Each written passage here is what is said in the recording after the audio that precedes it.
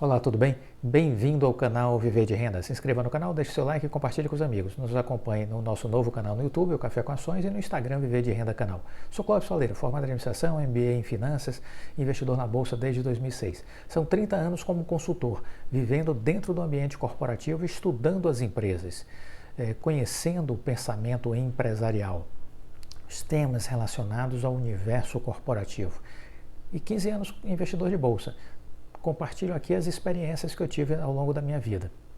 Gratuitamente, você não paga nada por isso. Maratone todos os vídeos, são mais de 900. Sugiro que faça a linha do tempo. Assista desde o primeiro vídeo em julho de 2020 e vá subindo, maratonando todos os demais. Se gostar, deixa o like, compartilhe com os amigos. Esse conteúdo eu tenho certeza que vai mudar o seu jeito de pensar e de agir, vai mudar você de patamar. Isso vai ser útil. Aqui as informações disponibilizadas vão ser úteis não apenas para o seu crescimento enquanto investidor, mas também como pessoa e como profissional. Não tenho a menor dúvida disso. Recentemente eu fiz um vídeo comentando os resultados da Oi, do terceiro trimestre. E alguns pontos foram realmente de destaque, dentre eles sim, o prejuízo chamou a atenção de todo mundo, Foi uma alta de 86,5% no prejuízo, e isso repercutiu muito mal do ponto de vista do mercado como um todo, da mídia financeira, se bateu muito nessa tecla. O prejuízo chegou a 4,83 bilhões de reais. Por outro lado, quando a gente esquece essa parte negativa e olha o positivo, o lado cheio do copo, o que a gente vê é uma empresa olhando para o futuro e enxergando perspectivas cada vez melhores devido aos crescimentos de contratos da banda larga Oi Fibra. A venda do braço de telefonia móvel, a Oi Celular, a Oi Móvel, é a grande questão que ainda está pendente. A Oi precisa desse dinheiro para equacionar a sua dívida. As finanças da Oi não são boas, isso a gente já sabe, mas a solução para elas passa pela venda do imóvel. Não existe outro caminho que não seja esse. Com relação à dívida, vale dizer que ela foi impactada pela desvalorização do real frente ao câmbio, frente ao dólar, frente ao euro, visto que cerca aí de 55%, 56% dos débitos da Oi estão em moeda estrangeira. Além disso, há de se lembrar que houve aí um aumento na dívida por conta da emissão de debêntures, que são aqueles títulos para os investidores da Oi Móvel e da Infraco também durante este período. Então foram duas captações de recursos, duas dívidas novas que a Oi fez. E aí isso entra nessa conta da dívida.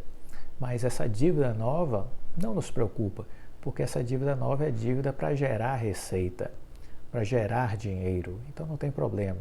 O que preocupa é a dívida antiga, porque a dívida antiga ela não gera receita, é custo, é apenas custo.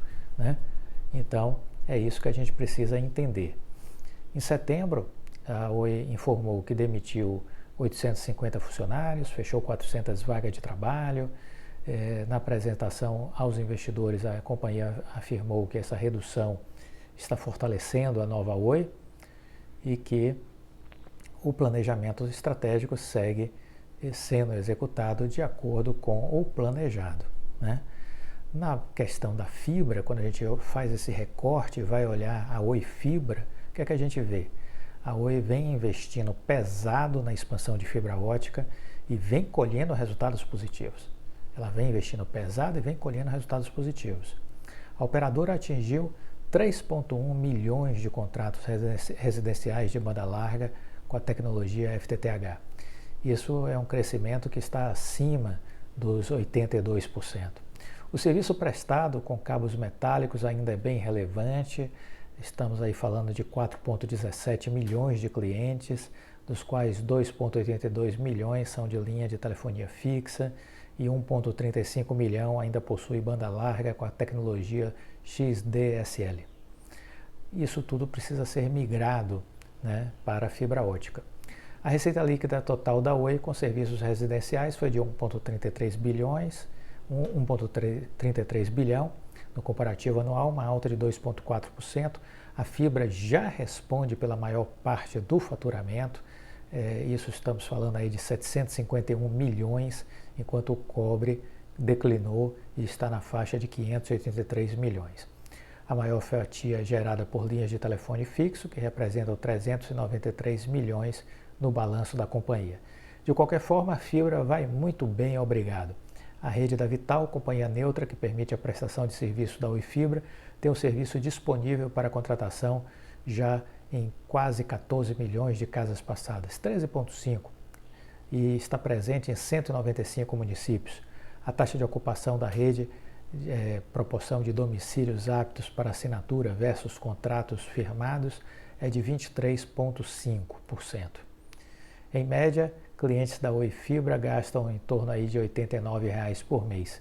Cerca de 10,5% de todos os acessos residenciais da companhia possuíam planos com velocidade acima de 400 megabytes por segundo, que costumam ser mais caros do que o tradicional pacote de 200 megabytes por segundo, que está na faixa aí de R$ 99,99 por mês, no débito automático. No longo prazo, a Oi espera que a fibra ótica da Vital atinja 32 milhões de domicílios e chegue a 2.300 cidades até 2024, com uma taxa de ocupação pela fibra de 25% da rede. A Oi Móvel, ela teve queda nas receitas, né, quando a gente olha para o que veio no balanço, mas cresceu em linhas. É importante lembrar que a Oi Móvel está, vamos dizer assim, vendida para Claro, TIM e Vivo desde 2020, e desde o trimestre passado o braço de telefonia celular da companhia foi classificado pela Oi como operação descontinuada. Sendo assim, não há mais justificativa para manter esforços num serviço que não vai trazer receita a longo prazo. Então, isso é importante entender. A Oi teve uma queda anual de 5,2% nas receitas líquidas no serviço de mobilidade pessoal. No entanto, a Tele teve um aumento de 12% nas linhas móveis e cresceu 32,2% no pós-pago, que possui cobrança recorrente e preço mensal maior que o pré-pago. Um dos maiores defeitos da Oi Móvel é a qualidade da rede. A companhia está presente em 3.611 municípios, mas possui 4G apenas em 1.043 cidades e 3G em 1.670 localidades. As demais regiões são atendidas apenas com o 2G, que não permite boa experiência de acesso à internet móvel. Então, são alguns dados e informações que eu estou trazendo novamente para a gente trocar algumas ideias sobre esse momento que a Oi está vivendo, né? Então, são números que mostram a situação de momento e sempre com aquela ideia de que a gente precisa fazer um recorte e separar a velha Oi da nova Oi. A velha Oi ia falir, então não devemos ter preocupação com ela. Qual a solução para a velha Oi? A venda da Oi Móvel. É isso que tem que acontecer. Enquanto isso não acontece, a gente vê uma pressão sobre a dívida e sobre o caixa da empresa. O que precisamos olhar? A nova Oi. A Oi Fibra, a Oi Soluções, a Oi Tecnologia. Por quê? Porque é nessa empresa que a gente vai enxergar o futuro. É nessa empresa que a gente vai enxergar as metas e as métricas que vão mostrar para onde a companhia está indo. Então, olhemos sempre para essa parte do balanço que representa a nova Oi. Uma coisa também positiva é que o balanço do quarto trimestre da Oi, ou seja, o que vai apresentar de números referente a outubro, novembro e dezembro, ele já foi programado para ser divulgado tão somente no final de março de 2022. Por que isso é interessante de observar? Porque é provável que a gente consiga enxergar nesse atraso que vai acontecer na divulgação do balanço do último trimestre. Não é normal divulgar no final de março, seria normal divulgar no início de fevereiro. Então vai se jogar para o final do mês. Por quê? Porque nesse período já estará acontecendo a saída da recuperação judicial. Então é possível, talvez, que este balanço já venha limpo sem os ativos que ainda aparecem na empresa, sem as pendências relacionadas ao imóvel e a parte ainda da Infraco, né? Então é possível que talvez esse balanço do último trimestre deste ano, ao ser divulgado no final do mês de março de 2022, já venha limpo. Se assim for, a gente vai ter uma clareza melhor sobre a nova empresa, porque o balanço já estará sem a velha Oi. Então aí a gente vai ver um balanço mais limpo e vai nos permitir ter uma noção melhor sobre a realidade da empresa. Vamos aguardar, né? Vamos aguardar e vamos observar. Eu queria também comentar nesse vídeo, porque tem uma empresa que saiu de recuperação judicial e é importante a gente olhar também as empresas que saem em recuperação judicial para entender um pouco o seu comportamento, né, a sua evolução. Por quê? Porque ela serve como um parâmetro, serve como uma referência, porque a gente enxerga, ao olhar as empresas em RJ, um comportamento padrão, tanto enquanto estão em RJ, como também quando saem da RJ. É um comportamento padrão, similar, né? Então, vale a pena estar acompanhando elas. E aí eu trouxe para a gente olhar a Fertilizantes Heringer. Ela já saiu da recuperação judicial e ela teve um lucro líquido de 101,3 milhões no terceiro trimestre. Lucro líquido de 101,3 milhões no terceiro trimestre. Uma alta de 1.330% na comparação com o mesmo período do ano passado. Os números superam o esperado pela empresa, tendo em vista o impacto cambial sobre a companhia no trimestre.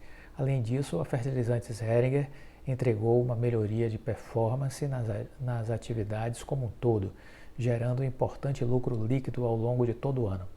O EBITDA ajustado, que mede o resultado operacional, somou 257 milhões, um avanço de 300%. A receita líquida foi de 1,3 bilhão, um aumento de 84,6%. Então a Fertilizantes Heringer, pouco a pouco, vai voltando ao jogo, à normalidade, né? E isso vai repercutindo, obviamente, também em suas ações. Isso vai repercutindo nas suas ações. Vamos ver como é que ela está aqui no gráfico. Deixa eu só dar uma olhada aqui para a gente ter uma noção do comportamento dela. Olha, ela, se você olhar o que aconteceu ao longo deste ano, o que é que a gente vai ver? Ela teve um pico de valorização, ela chegou no dia 11 de junho deste ano, 2021. Ela chegou a R$ 46,77, 46,77 reais, no dia 11 de junho. Aí depois ela fez uma forte queda, ela teve uma forte queda, ela foi para R$ 21,57 no dia 15 de junho, R$ 21,57. Depois ela meio que caiu um pouco mais, ficou na faixa aí de R$16, 15 e chegou a 14,80, né? Então ela ficou entre 14,80 e 17 reais, ficou durante um período aí do mês de agosto, né? Ela ficou andando de lado aí nessa faixa de 14 a 17 reais. E aí depois voltou a engrenar um movimento de alta, chegou até 31 reais, e depois desses 31 reais ela voltou a fazer uma segunda correção, chegou até 18 e agora encontra-se aí no território dos 20 e poucos, 20 reais e poucos. Então, vamos lembrar que durante a recuperação judicial, essa empresa esteve cotada na casa de R$ 3,00, R$ 2,89, R$ 2,79, né? Então, durante o período de RJ, essa empresa esteve na casa de R$ 2,79, R$ 2,80, R$ 3. Era essa a faixa com que ela andava.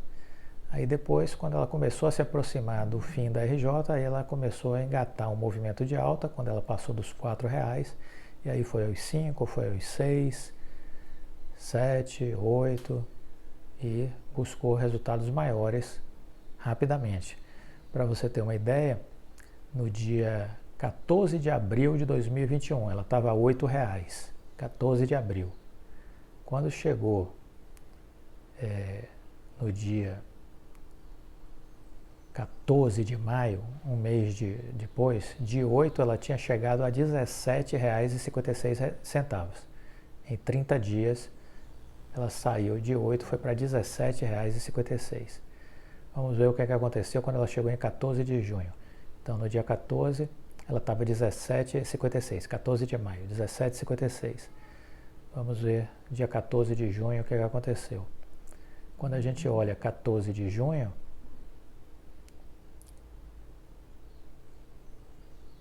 não, 11 de junho. No dia 11 de junho, ela já estava 46,77. Então, em menos de 30 dias, ela saiu de 17,56 e foi para 46,77 em menos de 30 dias. Então, crescimento vertiginoso. Esse crescimento entra aí o componente não racional, entra o componente explosivo de saída de RJ, onde a lógica não predomina. Aí depois vem a correção, depois ela mergulhou forte, foi lá buscar os 21, subiu, aí continuou caindo, foi até 16, 13, 14, né? Aí retomou uma trajetória de alta, foi até 31,18 em setembro, e agora encontra-se aí, ela corrigiu de novo e encontra-se aí nessa faixa de R$ 20 e pouquinho. Então vejam, essa é uma dinâmica de uma empresa, trago aqui a vida real da empresa, quer dizer, os números dela, do último balanço, e ao mesmo tempo trago esse olhar gráfico para que você olhe o que aconteceu com essa empresa ao longo do tempo, em especial dos últimos meses, né? Olhando de novembro de 2020 para cá, de novembro de 2020 para cá. É importante você fazer aí em sua casa essa leitura gráfica, porque isso pode acontecer com a Oi? Pode. Na mesma intensidade, proporção, temperatura e pressão? Não, porque cada história é uma história. Mas este movimento eu identifico como um movimento padrão. Vale a pena estar olhando para essa e para outras empresas. Mas essa é um bom estudo para começar a fazer. Olhar o que está fazendo, o que está acontecendo com as ações da Fertilizantes Heringer. Gostou do vídeo? Deixa o like, compartilhe com os amigos. Fique com Deus e até a próxima. Tchau.